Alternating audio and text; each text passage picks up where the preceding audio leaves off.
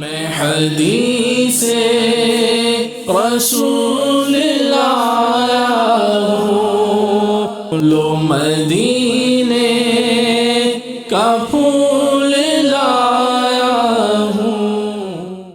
الحمدللہ رب العالمین والصلاة والسلام علی سید المرسلین وعلی آلہ واصحابہ اجمعین۔ الصلاة والسلام علیک یا رسول اللہ وعلی آلک واصحابک یا حبیب اللہ۔ الصلاة والسلام علیک یا نبی اللہ وعلی آلک واصحابک یا نور اللہ۔ FGN چینل کے ناظرین، ایک بار آپ کو پھر اپنے مہکتے ہوئے سلسلے درس حدیث میں خوش آمدید کہتے ہیں، ویلکم کرتے ہیں۔ رب تبارک و تعالی آپ سب کو شاد و آباد رکھے، خوب برکتیں عطا فرمائے۔ آج کے اس ایپیسوڈ میں ہم کچھ نیک اعمال کے فضائل پر مشتمل حدیث پاک بیان کرنے کی کوشش کریں گے۔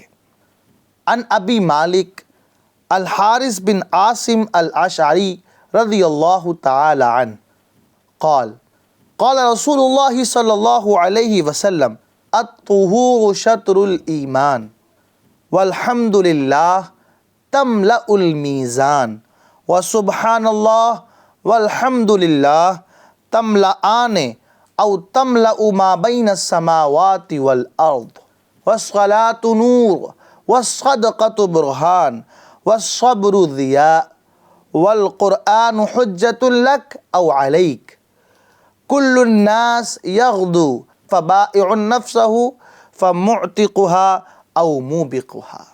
نبی پاک صلی اللہ علیہ وسلم ارشاد فرماتے ہیں الطہور شطر الایمان، یعنی پاکیزگی نصف ایمان ہے۔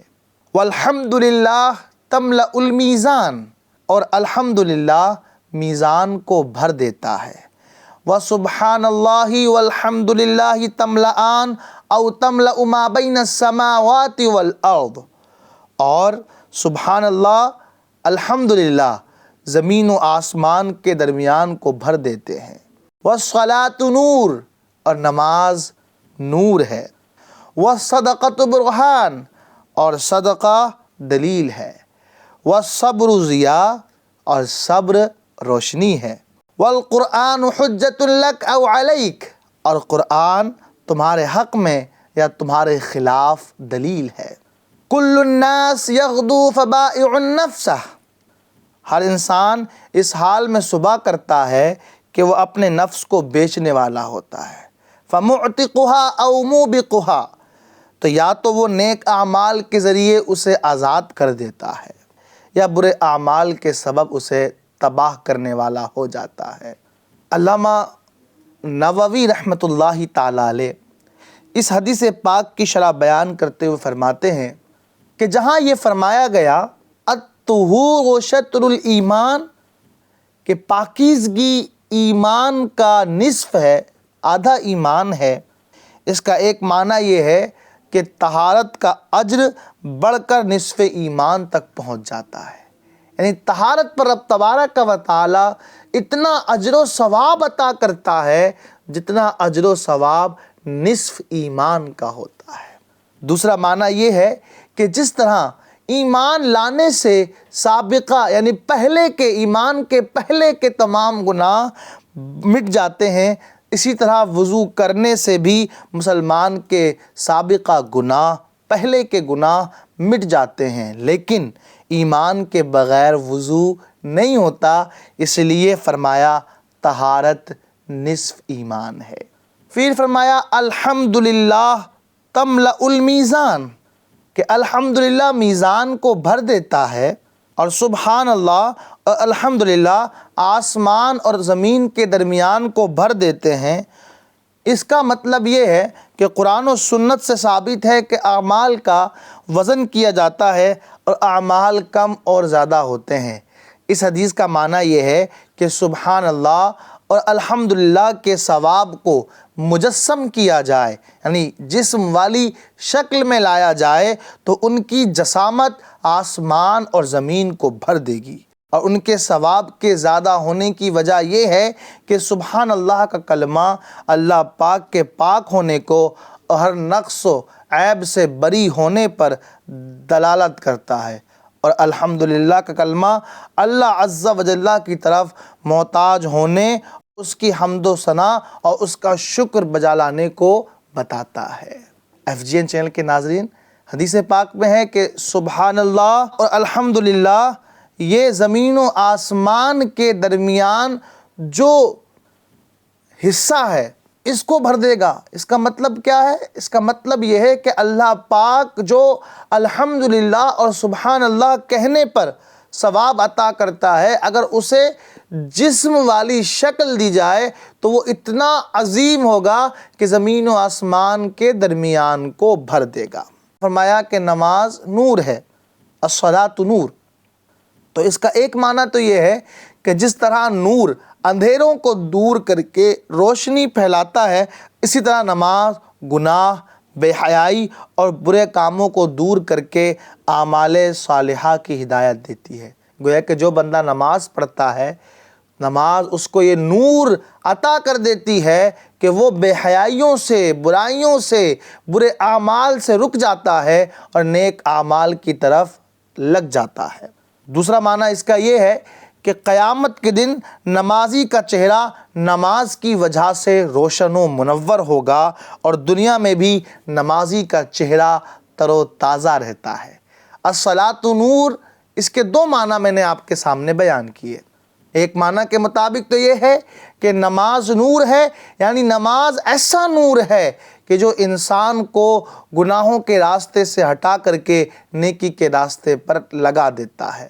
اور ایک معنی یہ ہے کہ کل قیامت کے دن بھی نماز کی وجہ سے نمازی کا چہرہ منور و روشن ہوگا، اور دنیا میں بھی نمازی کا چہرہ تر و تازہ رہتا ہے۔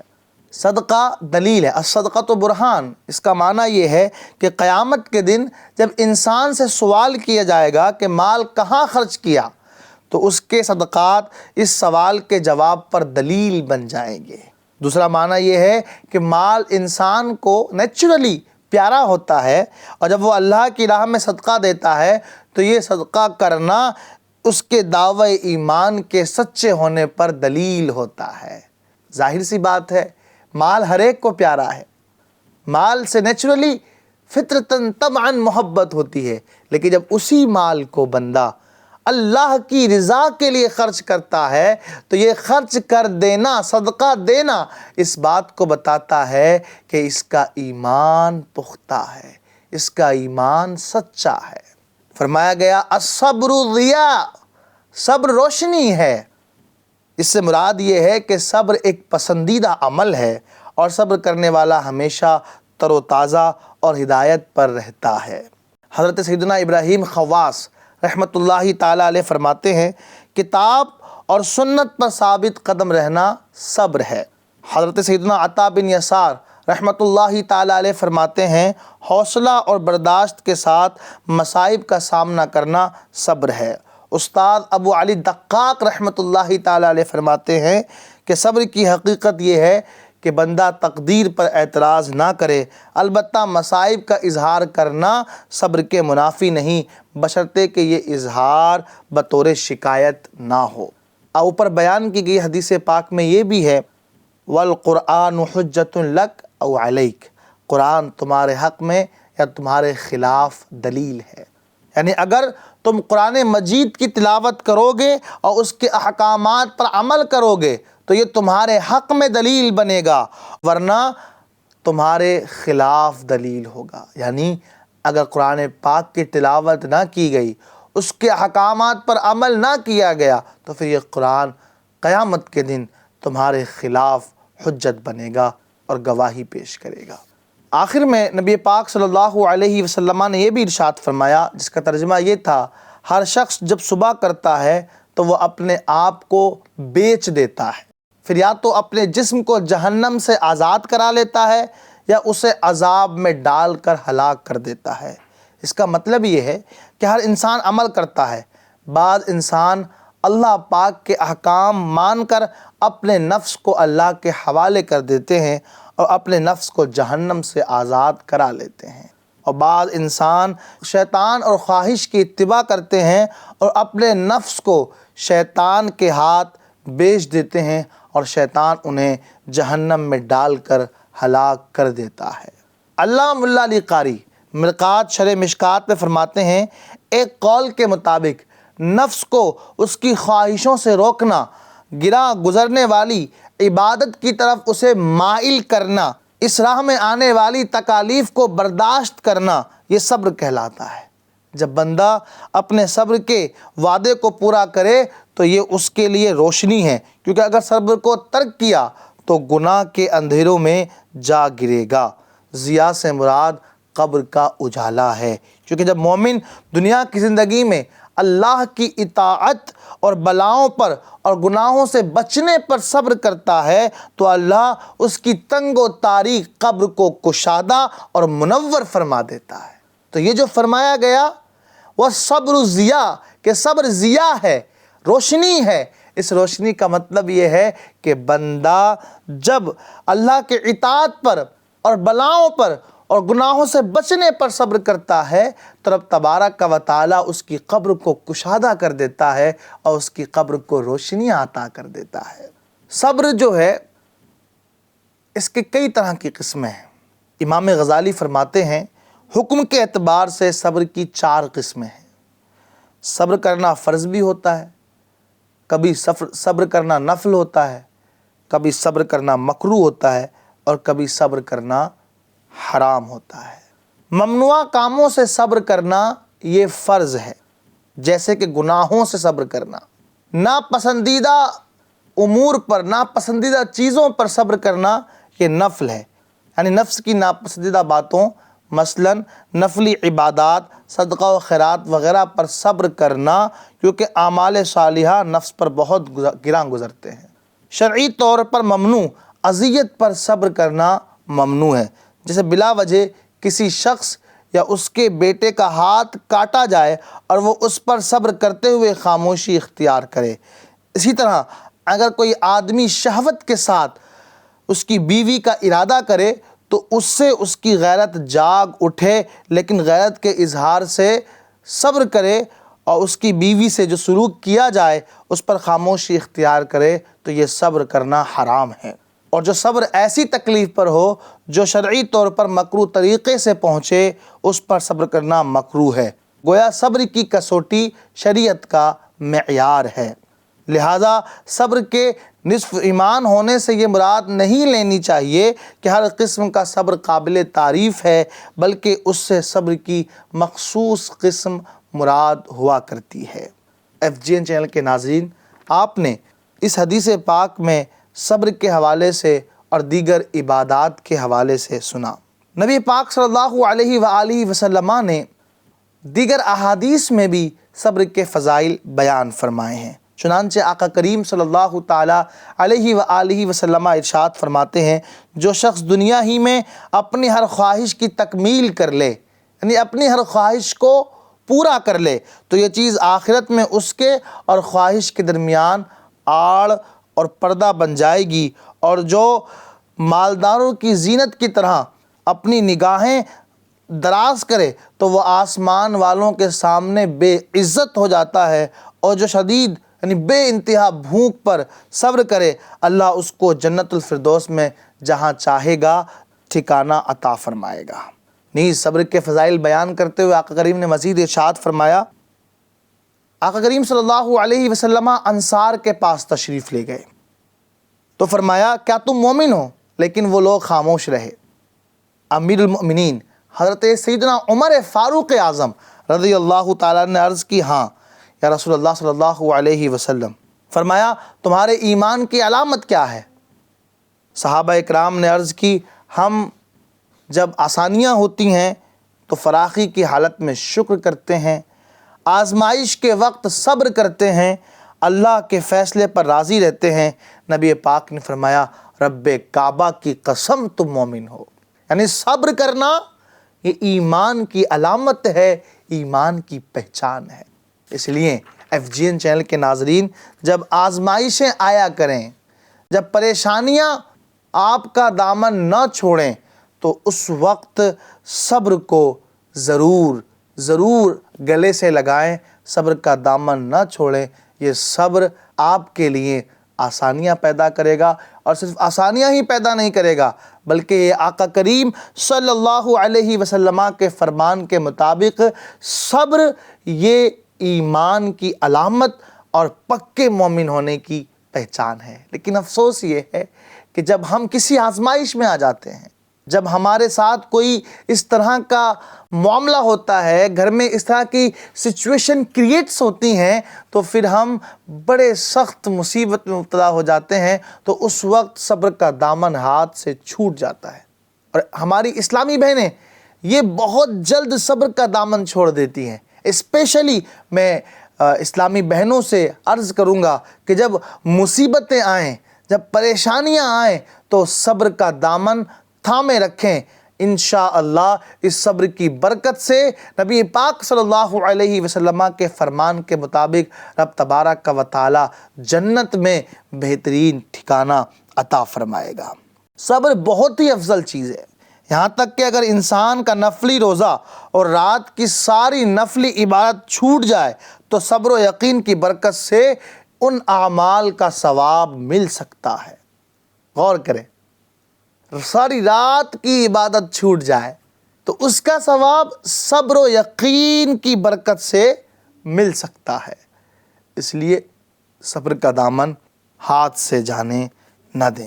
نبی پاک صلی اللہ علیہ وآلہ وسلم نے ارشاد فرمایا، جو چیز تمہیں دی گئی ہے ان میں سب سے کم چیز یقین اور صبر کی عظیمت ہے، اور جسے ان دونوں باتوں سے حصہ مل گیا اس کا قیام لیل یعنی رات کی نفلی عبادات اور دن کا نفلی روزہ فوت بھی ہو جائے، چھوٹ بھی جائے تو کوئی پرواہ نہیں، اور تم جس حالت پر ہو اس پر تمہارا صبر کرنا مجھے اس سے زیادہ پسند ہے کہ کوئی شخص تم سب کے عمل کے برابر عمل میرے پاس لائے۔ لیکن مجھے خوف ہے کہ تم پر دنیا کھول دی جائے تو تم ایک دوسرے سے اجنبی ہو جاؤ گے، اس وقت آسمان والے بھی تمہیں نہیں پہچانیں گے۔ جس نے صبر کیا اور ثواب کا ارادہ کیا وہ پورے ثواب کے ساتھ کامیاب ہوا۔ جو کچھ تمہارے پاس ہے وہ ختم ہو جائے گا، اور جو کچھ اللہ عز و جل کے پاس ہے وہ باقی رہنے والا ہے، اور وہ صبر کرنے والوں کو ضرور ان کا اجر عطا فرمائے گا۔ دیکھیں کتنی بشارتیں صبر کرنے والوں کو مل رہی ہیں۔ اس لیے کوشش کریں کہ ہر وقت صبر کا دامن ہاتھ سے جانے نہ دیں، ہمہ وقت صبر اور صبر کرتے رہیں۔ FGN چینل کے ناظرین، رب تبارک و تعالی نے چاہا تو اس صبر کی برکت سے اللہ پاک بے پناہ برکتیں عطا فرمائے گا۔ رب تبارک و تعالی ہم سب کو صبر کرنے والا بنائے اور ہم سب کو صبر کرتے رہنے کی توفیق عطا فرمائے۔ اس حدیث پاک میں جو فرمایا گیا الصبر ضیاء کہ صبر جو ہے یہ روشنی ہے، امام غزالی رحمۃ اللہ تعالی علیہ نے احیاء العلوم شریف کے اندر صبر کے مختلف نام گنوائے ہیں۔ صبر کی دو قسمیں ہیں۔ پہلی قسم ہے بدنی صبر، جیسے بدنی مشقتیں برداشت کرنا اور ان پر ثابت قدم رہنا۔ وہ یا تو فعل کے ذریعے ہوتا ہے جیسے سخت اعمال برداشت کرنا، یا عبادت وغیرہ کے ذریعے ہوتا ہے، یا اس کا تعلق برداشت سے ہوتا ہے جیسے سخت مار، بہت بیماری اور تکلیف دہ زخموں کو برداشت کرنا۔ یہ صبر اگر شریعت کے موافق ہو تو قابل تعریف ہے، لیکن مکمل طور پر تعریف کے قابل دوسری قسم ہے، اور وہ ہے طبعی خواہشات اور خواہش کے تقاضوں سے نفس کا صبر کرنا۔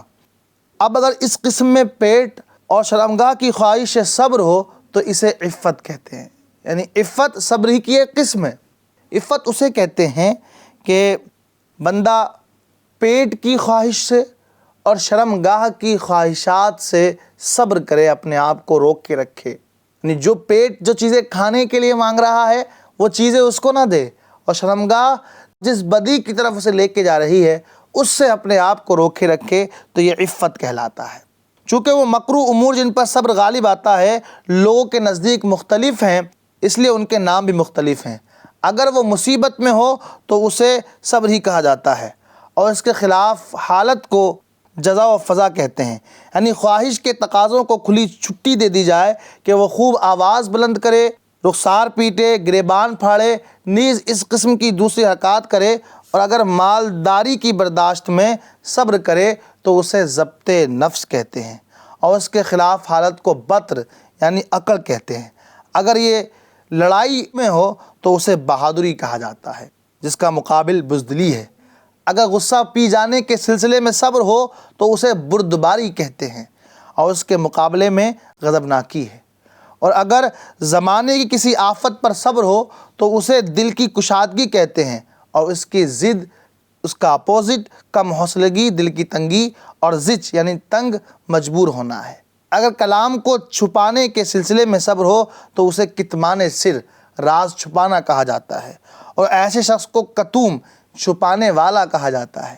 اگر ضروریات زندگی سے زائد چیزوں سے صبر کیا جائے تو اسے زہد کہتے ہیں، اور اس کے مقابلے میں حرص ہے۔ اگر تھوڑے حصے پر صبر کیا جائے تو اسے قناعت کہتے ہیں، اور اس کے مقابلے میں حرص ہے۔ الغرض ایمان کے اکثر اخلاق صبر میں داخل ہیں۔ اسی لیے جب نبی کریم صلی اللہ علیہ وسلم سے ایمان کے بارے میں پوچھا گیا تو آپ نے فرمایا ایمان صبر ہے۔ یہ مختلف کیٹیگریز ہیں صبر کی۔ کہیں صبر کو عفت کہا جاتا ہے، کہیں صبر کو ضبط نفس کہا جاتا ہے، کہیں صبر کو بردباری کہا جاتا ہے، کہیں صبر کو کتمان سر کہا جاتا ہے، کہیں صبر کو کشادگی کہا جاتا ہے، کہیں صبر کو زہد کہا جاتا ہے، کہیں صبر کو قناعت کہا جاتا ہے۔ تو جیسی چیز سے صبر ہوگا ویسے اس کا نام بدلتا جاتا ہے۔ گویا کہ یوں سمجھ لیں کہ ایمان کے اکثر اخلاق صبر میں داخل ہیں۔ یہی وجہ ہے کہ نبی رحمت صلی اللہ علیہ وسلم سے جب پوچھا گیا ایمان کے بارے میں تو آپ نے فرمایا کہ صبر ہی ایمان ہے۔ اس لیے بندہ مختلف الگ الگ انداز سے صبر اپناتا رہتا ہے، تو صبر کرتے رہنا چاہیے۔ اور انسان کو اگر مال زیادہ خواہش رکھتا ہے، مال کی ذاتی کی خواہش سے اپنے آپ کو روک لینا، یہ بھی صبر کہلاتا ہے۔ زیادہ چیزیں رکھنے کی خواہش ہے، زیادہ جو ضرورت سے زیادہ ہیں ان چیزوں کو نہ رکھنا، یہ بھی صبر کہلاتا ہے۔ نفس کو کنٹرول میں کرنا، یہ بھی صبر کہلاتا ہے۔ تو صبر کے مختلف پہلو ہیں، اکثر اخلاقی کیفیات یہ صبر کے اندر داخل ہوتی ہے۔ رب تبارک و تعالی ہم سب کو صبر کرنے کی توفیق عطا فرمائے۔ FGN چینل کے ناظرین، اس حدیث پاک میں آپ نے بہت ساری چیزوں کے بارے میں سنا، اس کو ایک سمرائز میں کر دیتا ہوں۔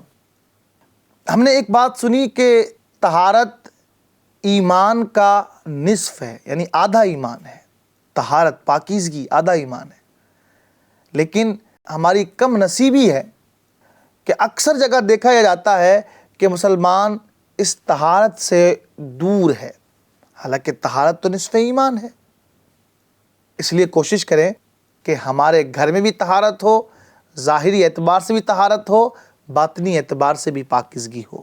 اس حدیث پاک میں فرمایا گیا کہ الحمدللہ اور سبحان اللہ یہ میزان کو بھر دیتے ہیں، یہ زمین و آسمان کے درمیان کو بھر دیتے ہیں۔ اس کا مطلب یہ تھا کہ زمین و آسمان میں اگر ان کے ثواب کو جسم کی صورت میں لایا جائے تو اتنا عظیم ثواب ہوگا کہ زمین و آسمان کے بیچ میں جو گیپ ہے وہ پورے گیپ کو بھر دے گا۔ اس حدیث پاک میں ہم نے سنا کہ نماز نور ہے، اور اس کا مطلب ہی میں نے عرض کیا تھا، نور کا مطلب یہ ہے کہ یہ بندے کے چہرے کو روشن کر دیتی ہے۔ نمازی کا چہرہ تر و تازہ رہتا ہے۔ تو بڑا پیارا ایک انداز ہے نبی کریم صلی اللہ علیہ وآلہ وسلم کا، جو ہمیں ینگسٹر سن رہے ہیں، نوجوان سن رہے ہیں، جو طرح طرح کے فیشیل یوز کرتے ہیں۔ آؤ ایک بار نماز کا فیشیل یوز کر کے دیکھیں، نماز کی پابندی کر کے دیکھیں۔ اللہ پاک نے چاہا تو دنیا کے کسی بھی فیشیل کے ذریعے وہ خوبصورتی نہیں آ سکتی جو خوبصورتی نماز آپ کے چہرے پر پیدا کر دے گی، اس لیے کہ نماز نور ہے، اور فرمایا گیا صدقہ دلیل ہے، اور فرمایا گیا کہ سب روشنی ہے۔ قرآن تمہارے لیے یا تمہارے خلاف حجت ہے۔ قرآن کو صحیح انداز میں پڑھیں گے، اچھے انداز میں تلفظ ادا کریں گے، ہر چیز کو اس کا حق دیں گے، قرآن کے احکامات پر عمل کریں گے، تو یہ قرآن کل قیامت کے دن آپ کے حق میں گواہی دے گا۔ اگر اس کا خلاف ہو قرآن کے احکامات پر عمل نہ ہو، قرآن کو اس کا حق نہ دیا جائے، تو کل یا قیامت کے دن قرآن آپ کے خلاف گواہی دے گا۔ اور ہر انسان جب صبح ہوتی ہے تو اپنے آپ کو بیچ دیتا ہے، یا تو وہ شیطان کے ہاتھ بیچ دیتا ہے یا پھر وہ اپنے آپ کو اللہ کی بارگاہ میں پیش کر دیتا ہے۔ اگر وہ اپنے آپ کو شیطان کے ہاتھوں بیچتا ہے، وہ شیطان اس کو برے اعمال کے ذریعے جہنم تک پہنچا دیتا ہے۔ اگر وہ اللہ کی بارگاہ میں اپنے آپ کو پیش کرتا ہے تو پھر نیک اعمال کے ذریعے وہ اپنے آپ کو جہنم سے آزاد کرا لیتا ہے۔ بڑی پیاری حدیث پاک آج کے درس میں سننے کی کوشش کی۔ یہ جتنے بھی اعمال بتائے گئے ہیں، صبر ہے، طہارت ہے، نماز ہے، الحمدللہ، سبحان اللہ ہے، یہ تمام اعمال پر عمل کرنے کی کوشش کریں، انشاءاللہ بے پناہ برکتیں نصیب ہوں گی۔ مسکراتے رہیے، FGN چینل دیکھتے اور دکھاتے رہیے۔ صلو علی الحبیب صلی اللہ تعالی علی محمد صلی اللہ علیہ وآلہ وسلم۔ میں حدیث رسول لایا ہوں، لو مدینے کا پھول